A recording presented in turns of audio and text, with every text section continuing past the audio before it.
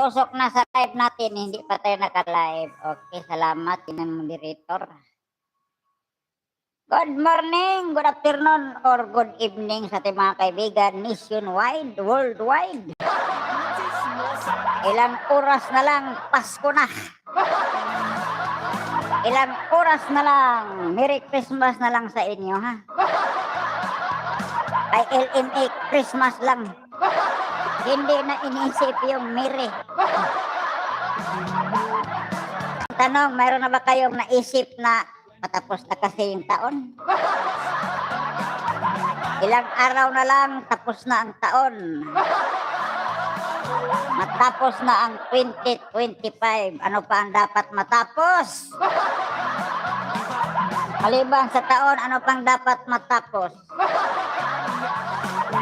Mayroon na ba kayong tinawag na New Year's resolution? Mayroon na ba kayong naisip na New Year's resolution? O baka ganun pa rin? Taon lang ang magbago, pero yung katotohanan ay kahit kailan hindi magbabago. New Year's resolution. Dapat itama ang mali, hindi yung mali, lagi lang tama. Ang mali, magmukhang tama kung maraming kumampi sa mali. Kaya dapat itama ang salip na dapat itama ang pagkakamali. Ito ay ang mali magmukhang tama talaga pag maraming kakampi. Pag maraming kumampi sa ginagawa ng mali, magmukha yung tama. Ang 10 mali kontra sa isang tama, mas tama pa yung mali. Diba? Eh, napakagulo na ng sanlibutan, guys. Politika, kahit sa aspeto. Kahit relihiyon. Ngayon, relihiyon. Nagkakagulo. Puro sila lait sa Pasko dahil ang Pasko ay panampalataya daw ng mga pagano, pero tumanggap sila ng Christmas bonus. Nakikikain sila sa Christmas party kahit ito'y nilalait nila.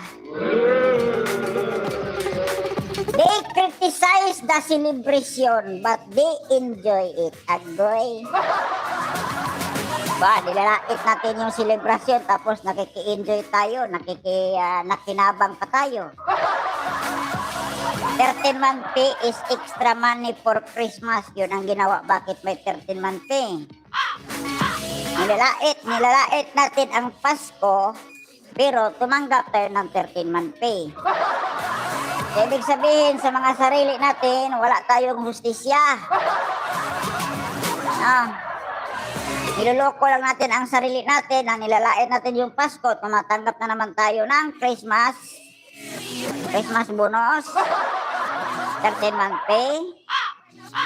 The 13-month pay is an extra money for Christmas. Ay siyempre hindi nila paniniwalaan ang ganun kasi iba yung paniniwala nila. Okay? So, mayroon bang New Year's resolution? So, ganun pa rin. Nagmukhang tama ang mali magmukhang tama, ang tama magmukhang mali. Depende lahat, guys. Kung dami kang kaalyado, parang politika lang. Pag politika, kahit mahina ka, basta may kaalyado ka, may partido ka, panalo ka na. Mabuti kung bumagsak yung partido, pero malakas yung partido, sigurado na. Ano ba yung New Year's resolution dyan? Tuloy lang, magbago tayo, magbago ng kalokohan, magbago ng style ng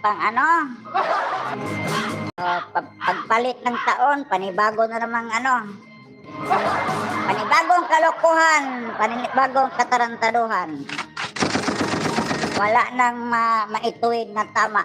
Wala nang mali na maituwid at wala nang mali na maitama. New